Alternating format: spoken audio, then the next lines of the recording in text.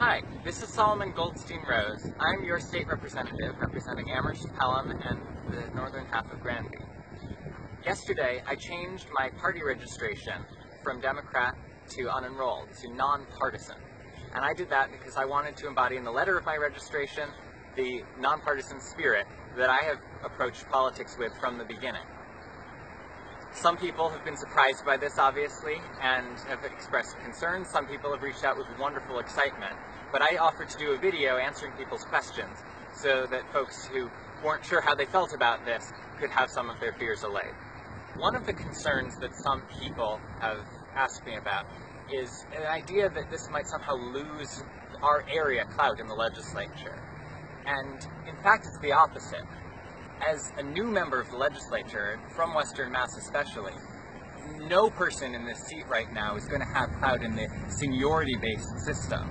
And I focus on huge things. I was elected to get bold, systemic climate solutions, clean energy development, and to reform our education system, to empower teachers, to promote civic engagement and education, and to change our election system to be more nonpartisan. I introduced bills on all of these topics a year ago, and these are much bigger than what the legislature will take up. In response to any member, even the most senior member of the party delegation, it needs to be a statewide conversation to get something that big on the agenda. It needs to involve the public, it needs to involve legislators of both parties and no party, it needs to involve business organizations and nonprofit advocacy groups, and the press.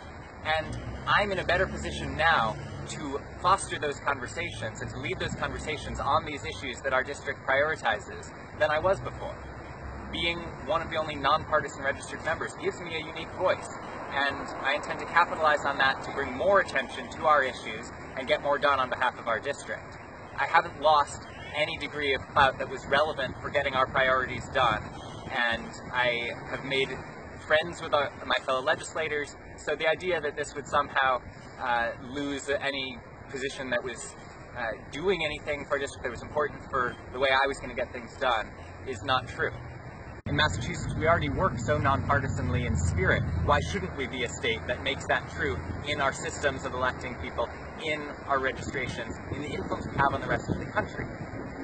The rest of the country is part of the other concern people have had, that the Democratic Party is fractured right now, that in the era of Trump, people should be unifying as Democrats to resist Trump.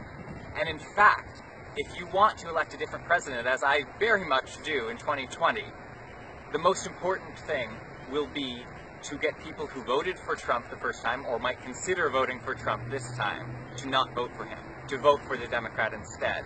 That's going to require reaching out to people who will have assumptions based on the name Democrat next to someone in the newspaper or on the ballot. And I want to show that you can work effectively in politics and not be defined by those assumptions, that you can work effectively in politics and not need to be partisan. I'm supporting Steny Warren, a Democrat for governor in Massachusetts, and he has modeled this. A while ago, he brought some Hillary Clinton supporters and some Trump supporters together and had a conversation with them where they talked about their political feelings, about their families. They had a lot of agreement, and they learned to respect each other as peoples. That's the kind of conversation we need to be having more of, not less of, at the national level. That's the kind of spirit Massachusetts could be doing even more to embody, to model, to move our national system beyond this partisan gridlock that has defined national government systems for the entirety of my generation's lifetime.